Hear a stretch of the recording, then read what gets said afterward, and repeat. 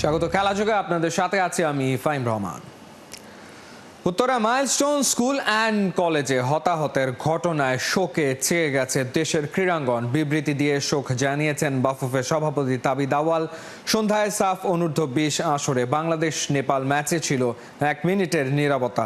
কালো ব্যাচ ধারণ করবে ক্রিকেটাররাও। এছাড়াও মাইলস্টোনের ঘটনায় শোক জানিয়েছে ক্রীড়াঙ্গনের প্রায় সব পরিচিত মুখ। খালিদ জামিলের রিপোর্ট। আমাদের শোকগুলো আসে হঠাৎ। আমাদের শোক নিস্তব্ধ প্রান্তরে নয়, কলতানে মুখর জনপদে নামে।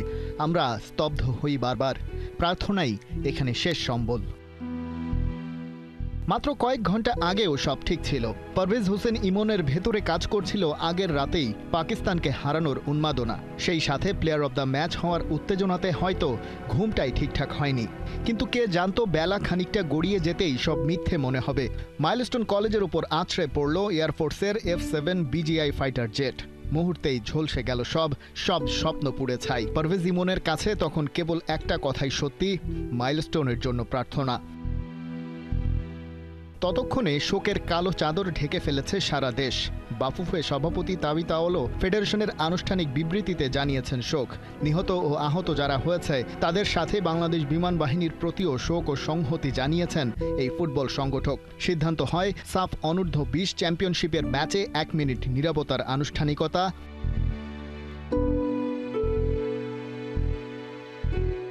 ততক্ষণে ঘোষণা হয়ে গেছে রাষ্ট্রীয় শোক। কিন্তু হারানোর মাতম কমে না। কলিজাওয়ালা খান টাইগারদের সাবেক কাপ্তান তামিম ইকবাল শুধু শোক জানালেন না, সত্যিকারের ক্যাপ্টেনের মতো দিয়েছেন দিক নির্দেশনাও। গণমাধ্যমের প্রতি অনুরোধ করেছেন আহত কিংবা নিহত কোনো শিশুর ছবি যেন প্রকাশ করা না হয়। বাংলাদেশের সাবেক ক্যাপ্টেন মাশরাফি বিন মর্তুজার দেখা নাই অনেকদিন, তবে দেশের সব খবরই রাখেন। নিহতদের জন্য মাগফিরাত, আহতদের দ্রুত সুস্থ হয়ে ওঠার প্রার্থনায় সবাইকে সামিল হওয়ার আহ্বান জানিয়েছেন। দূর প্রবাসে পড়ে আছেন সাকিব আল হাসানও, তবে বুকের মধ্য থেকে তার বাংলাদেশ হারিয়ে যায়নি কোনোদিন। সাকিব লিখেছেন একটি শিক্ষা প্রতিষ্ঠান যেখানে ভবিষ্যতের স্বপ্নরা গড়ে ওঠে, সেটাই আজ পরিণত হয়েছে শোকস্তব্ধ এক বেদনার স্থলে। এক নিমিষে ঝরে গেছে অনেক তরুণ প্রাণ, নিভে গেছে অগণিত স্বপ্ন। একজন বাবা হিসেবে, একজন বাংলাদেশি হিসেবে এবং একজন মানুষ হিসেবে এই শোক, এই যন্ত্রণা গভীরভাবে অনুভব করেছেন তিনি। প্রতিটি নিঃশেষিত পরিবারের কষ্ট নিজের করে নিয়েছেন। টাইগারদের টেস্ট ক্যাপ্টেন মুমিনুল হক অল্প কথার মানুষ। বলেছেন এমন দুর্ঘটনা আমাদের সবাইকে নাড়িয়ে দিয়েছে। আমরা শোকার্ত পরিবারের পাশে আছি। মুমিনুলের মতোই জাতীয় দলের ভেতরে বাইরের সব ক্রিকেটার, ফুটবলার সহ অন্যান্য খেলোয়াড়, সংগঠক সবাই শোকে স্তব্ধ। আনুষ্ঠানিক শোক জানিয়েছে বাংলাদেশ ক্রিকেট বোর্ডও। নয়া জামানার ডাক, আধুনিক যুগ, এসেছে নতুন শিশু, তাদের কোথায় আমরা ছেড়ে দেব স্থান। কিন্তু তারাই নিজ জায়গা ছেড়ে চলে গেছে। একটা অনাকাঙ্ক্ষিত দুর্ঘটনা, স্রেফ একটা দুর্ভাগ্য। খালিদ জামিল, ৭১। প্রথমবার পাকিস্তানের বিপক্ষে টি-20 সিরিজ জয়ের হাতছানি বাংলাদেশের সামনে মঙ্গলবার। অতিথিদের হারাতে পারলেই 1 সপ্তাহের ব্যবধানে টাইগারদের নামের পাশে যুক্ত হবে 2টি সিরিজ জয়। পিচ নিয়ে তীব্র সমালোচনা হলেও মাথা ঘামাচ্ছে না টিম টাইগার্স। ঘরের মাটিতে পাকদের হারানোই লক্ষ্য লিটন মুস্তাফিজদের। এদিকে খাবার নিয়ে প্রথম ম্যাচে দর্শকরা মাঠে ঢুকতে পারলেও দ্বিতীয় ম্যাচ থেকে তা আর থাকছে না। মিরপুরে বাংলাদেশ পাকিস্তান লড়াই শুরু সন্ধ্যা 6টায়। হাসান সজীবের রিপোর্টে বিস্তারিত। No, I think it's not helpful for anybody. এমন কিছু তো ফিল হয়নি। আমরা যদি 20 ওভারও খেলতাম তাহলে 160 এখানে করতে পারতাম। I think if people are trying to prepare for the Asia Cup or a World Cup, that's not acceptable. That's no excuse for some of the decisions we made with the bat, but in international cricket that pitch is not up to international standard for sure. হইতে পারে যে ওরা adjust করতে পারেনি, so আমরা adjust করার চেষ্টা করছি এখানে। এক পিচ নিয়ে দুই দলের দুই রকম মন্তব্য। পাকিস্তান কোচ মাইক হেসনের কাছে মিরপুরের উইকেট যাচ্ছে তাই। টাইগার ব্যাটার পারভেজ ইমনের উত্তর, না, এমনটা কখনোই মনে হয়নি। এমন বাকযুদ্ধে মঙ্গলবার সিরিজ জয়ের হাতছানি বাংলাদেশের সামনে। পাকিস্তানের লড়াইটা শুধু সিরিজ জয়ের জন্যই নয়, পিচের চরিত্র বুঝতেও চালাতে হবে কঠিন সংগ্রাম। মিরপুরে বাংলাদেশ পাকিস্তান লড়াই শুরু সন্ধ্যা 6টায়। টানা সিরিজ হারে বিপর্যস্ত টাইগারদের সামনে এক সপ্তাহের ব্যবধানে দুটি সিরিজ জয়ের মৌকা। গেল সপ্তাহে শ্রীলঙ্কার মাটিতে ওদের 2-0 ব্যবধানে টি-20 সিরিজ হারিয়ে দেশে ফিরেছে লিটন দাসের দল। দম ফেলতে না ফেলতে ঘরে পাকিস্তান এসে হাজির। সিরিজ শুরুর আগে মিরপুরের পিচ নিয়ে উঠে পড়ে লেগেছিল অ্যাওয়ে টিম। প্রথম ম্যাচ হারতেই এখন সেই পিচই ওদের গলার কাঁটা। এমন আলোচনা সমালোচনার মাঝে পাকদের বিপক্ষে টি-20তে প্রথমবার সিরিজ জয়ের সুযোগ, একই সাথে লাহোরের সিরিজ খোয়ানোর বদলাও বটে। তবে সবকিছু চাইতে গুরুত্বপূর্ণ এশিয়া কাপ ও টি-20 বিশ্বকাপের প্রস্তুতি সেরে নেয়া। টানা টি-20 ম্যাচ খেলা টাইগারদের মনোবল বাড়াতে করবে সহায়তা, সেই সঙ্গে জয় কাজে দিবে আত্মবিশ্বাস বাড়াতে। অবশ্য সবশেষ সিরিজগুলোর বিবেচনায় টি-20তে খানিকটা আশার আলো দেখাচ্ছে বাংলা। মিরপুরে প্রথম ম্যাচে মোস্তাফিজের রেকর্ড বোলিং স্পেল, তাসকিনের আগুন ছড়া বোলিং, পারভেজ ইমনের দুর্দান্ত 50, হৃদয়ের দায়িত্বশীল ব্যাটিং। টি-20তে এমন পারফরমেন্স নিশ্চয়ই প্রতিপক্ষকে গুড়িয়ে দিতে যথেষ্ট। পারফরমেন্সের ধারাবাহিকতা থাকলে মঙ্গলবারই সিরিজ জয়ে উল্লাস করবে লিটনরা। এদিকে প্রথম ম্যাচে দর্শকরা খাবার নিয়ে মাঠে ঢুকতে পারলেও দ্বিতীয় ম্যাচ থেকে তার থাকছে না, বিসিবি দিয়েছে নিষেধাজ্ঞা। হাসান সজীব, ৭১। জেনে শুনে বিষ করেছে পান পাকিস্তান। এখন মিরপুরের উইকেট বাজে, আন্তর্জাতিক মানের নয়, এসব কথা খাটে না, কারণ অতিথিরা ভালো করেই জানে এই মাঠে বাংলাদেশের বিপক্ষে কখনো তাদের 200+ দলীয় ইনিংস ছিল না, আছে একটা মাত্র সেঞ্চুরি। তবুও কেন এই আক্ষেপ? খালিদ জামিলের রিপোর্টে বিস্তারিত। রাজা আসে রাজা যায়, সারা দেশেই ক্ষমতার পালাবদল ঘটে, স্বৈরাচার ও স্বাধীন চেতা মানুষগুলোর তাড়ায় আসন গুটিয়ে চলে যায় পরবাসে। বিসিবি প্রধানের পদেও তো আসে রাতারাতি পরিবর্তন। পাপন গিয়ে ফারুক আহমেদ আসেন, তার পদও চলে যায় আমিনুল ইসলাম বুলবুল আসেন। তিনি জানেনও জায়গাটা অস্থায়ী, কিন্তু একজনের রাজত্ব কখনো খসে পড়ে না, তিনি গাবিনী ডি সিলভা। যে কারণে মজা করে এই লঙ্কান কিউরেটরকে অনেকেই ডাকেন মিরপুরের রাজা। আর সেই রাজার অধীনেই বছরের পর বছর, যুগের পর যুগ হোম অফ ক্রিকেট। এবারে পাকিস্তানের কোচ মাইক হেসন বললেন, মিরপুরের উইকেট মোটেও আন্তর্জাতিক ম্যাচের উপযুক্ত নয়, মানহীন ট্র্যাক বৃষ্টিতে হয়ে যায় আরও কাবু। No, I think it's not helpful for anybody. I think if people are trying to prepare for the Asia Cup or a World Cup, that's not acceptable. That's no excuse for some of the decisions we made with the bat, but in international cricket, that pitch is not up to international standard for sure. প্রথম প্রশ্ন হলো, বাংলাদেশে এসে পাকিস্তান টি-20তে কবে বড় innings খেলেছে? পরিসংখ্যান বলছে টাইগাররা পাকিস্তানের বিপক্ষে এ পর্যন্ত সব টি-20 খেলেছে এই মিরপুরেই, এবং সেখানে সর্বোচ্চ দলীয় সংগ্রহ 190, যেটা করেছিল পাকিস্তানি। তাদের এই কাণ্ড অবশ্য 2014 সালের, তার মানে 11 বছরের পুরনো ঘটনা। তারপর সর্বোচ্চ রানটা 141 আর 35 করেছিল বাংলাদেশ।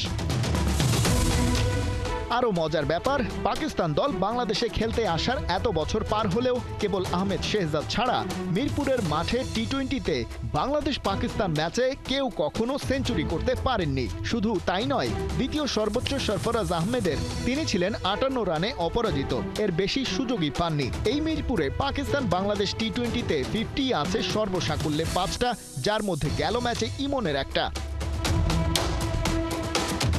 তাই মাইক হেসন বুঝে নিতেই পারেন তারা আসলে এই মাঠে কখনোই ভালো ব্যাটিং করতে পারেননি। তবুও পাকিস্তান এসেছে এখানেই, জেনে শুনে বিষ করেছে পান। খালিদ জামিল, ৭১। ইংল্যান্ডের কাছে গোহারা হেরে গেল ভারত। চেয়েও পেল না 2027 বিশ্ব টেস্ট চ্যাম্পিয়নশিপের ফাইনালের হোস্ট হতে। পরের টানা 3 সাইকেলের ফাইনাল হবে ইংল্যান্ডেই। কেন পারল না ভারত? আসল কারণ কি Pakistan? Kohinoor Kona report. 2021 Rose Bowl stadium, 2023 the Oval, সবশেষ চলতি বছর Lord's cricket ground. World test championship অর্থাৎ ক্রিকেটের সবচেয়ে অভিজাত এই ফরম্যাটের গ্ল্যামারাস ফাইনাল মানেই ক্রিকেটের আঁতুড়ঘর ইংল্যান্ড। এবারে অবশ্য শোনা যাচ্ছিল ভিন্ন সুর। 2027 টেস্ট চ্যাম্পিয়নশিপের সাইকেলে আসতে যাচ্ছে বড়সড় পরিবর্তন। সাদা পোশাকের রাজা খোঁজার এই লড়াই আয়োজন করতে চায় মাইটি ভারত। নিজেদের চাওয়াকে পাওয়ায় রূপ দিতে বেশ উঠে পড়েই লেগেছে দেশটা। এই প্রস্তাবে আইসিসিও নিমরাজি। তবে আইসিসির বার্ষিক সাধারণ সভায় দেখা গেল উল্টো চিত্র। ভারতকে হারিয়ে আবারও ইংল্যান্ডের বাজিমাত। ম্যাচ আয়োজনের ট্র্যাক রেকর্ডে ইন্ডিয়া নয়, ইংলিশরা পেয়েছে A+। তাই তো শুধু পরের সাইকেল নয়, বরং পরের টানা 3 2027, 2029, 2031 সালের বিশ্ব টেস্ট চ্যাম্পিয়নশিপের ফাইনালের হোস্ট ইংল্যান্ড ও ওয়েলস ক্রিকেট বোর্ড। জয়শাহের আইসিসির কাছে আবদার করেও খালি হাতে ফিরল ভারত। কারণ কি? উত্তর হলো, এখানেও ভারতের পথের কাটা সেই পাকিস্তান।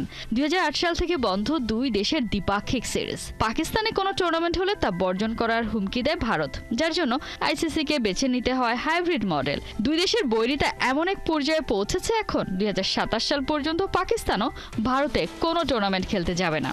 এই পরিস্থিতিতে যদি পাকিস্তান বিশ্ব টেস্ট চ্যাম্পিয়নশিপের ফাইনালে ওঠে, তাহলে তারা ভারতে খেলতে আসতে চাইবে না। সেক্ষেত্রে আবারও ফাইনালের ভেন্যু বদলাতে হবে আইসিসিকে। ভারতকে হোস্ট না করার পেছনে আরও একটা বড় কারণ হলো স্টেডিয়ামে দর্শক টানতে না পারা। ভারত ক্রেজি ক্রিকেটীয় নেশন হলেও তাদের সমর্থকরা নিজেদের দলের খেলা ছাড়া মাঠে যেতে চায় না। এই দৃশ্যের দেখা মিলেছে গেল 2023 ওয়ানডে বিশ্বকাপে। ভারত ছাড়া বাকি সব ম্যাচেই গ্যালারি থাকতো ফাঁকা। অন্যদিকে ইংল্যান্ডে ক্রিকেট ম্যাচ মানেই হাউসফুল, আর এই জায়গাতে প্রভাবশালী ভারত করেছে ডাহা ফেল। কোহিনুর কণা, 71। শুরু থেকে শেষ দারুণ পারফরম্যান্স। বাংলার মেয়েরা ঘরে তুলল আরও একটা সাফের শিরোপা। অনূর্ধ্ব 20-এর এই আসরে শ্রীলঙ্কা ভুটান পাত্তা পায়নি লাল সবুজদের কাছে। টানা 5 ম্যাচ জয়ের পর আসরের শেষ ম্যাচে হারিয়েছে নেপালকে। সাগরিকার হ্যাট্রিকে 4-0 গোলের জয় পায় বাঘিনীরা। অর্ণবাপী রিপোর্ট। মাইলস্টোন কলেজের বিমান দুর্ঘটনায় স্তব্ধ গোটা দেশ। শোকের ছায়া নেমে এসেছে বাংলায়। সাফ অনূর্ধ্ব 20 নারী চ্যাম্পিয়নশিপে বাংলাদেশ নেপাল ম্যাচ শুরু করা হয় 1 মিনিট নীরবতা পালন করার মধ্য দিয়ে। ড্র করলেই চ্যাম্পিয়ন এমন সমীকরণের ম্যাচে শুরু থেকে আগ্রাসী বাঘিনীরা। নেপালের ডেরায় চলেছে একের পর এক অ্যাটাক। 8 মিনিটে সাগরিকার গোলে স্বাগতিকদের লিড। পিছিয়ে পড়ে গোল শোধে মরিয়া অতিথিরা। দারুণ কিছু সুযোগ তৈরি করেও পায়নি নিশানার খোঁজ। ফার্স্ট হাফে গোলই একটাই। 1 গোলের কি ভরসা। বাংলার মেয়েদের তীব্র গোল ক্ষুধা। আবার সেই সাগরিকা। ওর স্কোরেই দ্বিতীয়ার্ধের শুরুতেই ব্যবধান দ্বিগুণ করে লাল সবুজরা। নেপালের সাথে গেল ম্যাচে দেখেছেন লাল কার্ড। 2 ম্যাচে হয়েছিলেন সাসপেন্ড। সব রাগ ক্ষোভের জবাব যেন দিচ্ছেন মাঠের খেলায়। 57 মিনিটে 3 নম্বর গোল করে করেন হ্যাট্রিক। সাগরিকার কাছেই ভেস্তে গেছে নেপালের শিরোপা জয়ের স্বপ্ন। নাম্বার 10কে থামায় সাধ্যকার। অপ্রতিরোধ্য সাগরিকা ছুটেছেন নিশানার খোঁজে। নেপালের জালে সাগরিকাই পূর্ণ করেন হালি। বাংলাদেশের জিত 4-0 ব্যবধানে। 4 দলে সাফ অনূর্ধ্ব 20 নারী চ্যাম্পিয়নশিপে শ্রীলঙ্কা ভুটান পাত্তা পায়নি বাংলাদেশের কাছে। টানা 5 ম্যাচ জয়ের পর টুর্নামেন্টের শেষ ম্যাচে নেপালকে হারিয়ে শিরোপা উল্লাসে মাতে বাংলার মেয়েরা। অর্ণবাপী, 71। মাইলস্টোন কলেজের বিমান দুর্ঘটনায় নিহতদের সাফের শিরোপা উৎসর্গ করল বাংলাদেশ। ম্যাচ শেষে সংবাদ সম্মেলনে জানান অধিনায়ক হাফিদা খন্দকার প্রান্তি। নেপালের সাথে দারুণ পারফরমেন্স করে খুশি সাগরিকা।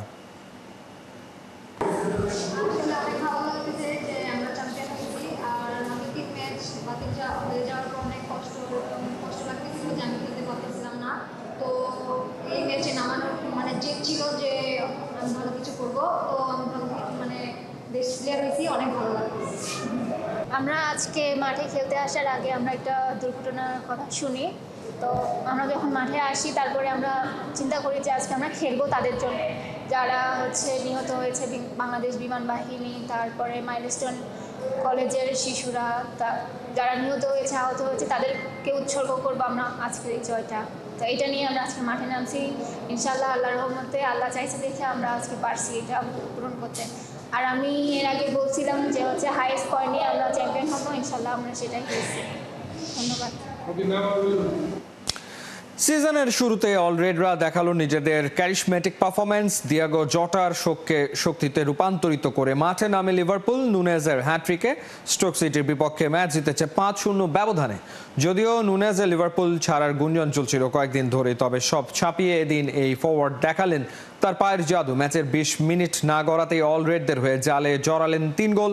হ্যাট্রিকের উল্লাসটাও ছিল দেখার মতো। নুনেজ ছাড়াও এই ম্যাচে রিও এনগুমোহা এবং ফেদেরিকো সিয়েসা একটি করে গোল করেন। বিরতিতে 10 পরিবর্তন এনে মৌসুমের শুরুতে দলের কম্বিনেশন বোঝার চেষ্টা করেন কোচ আর্নে স্লট।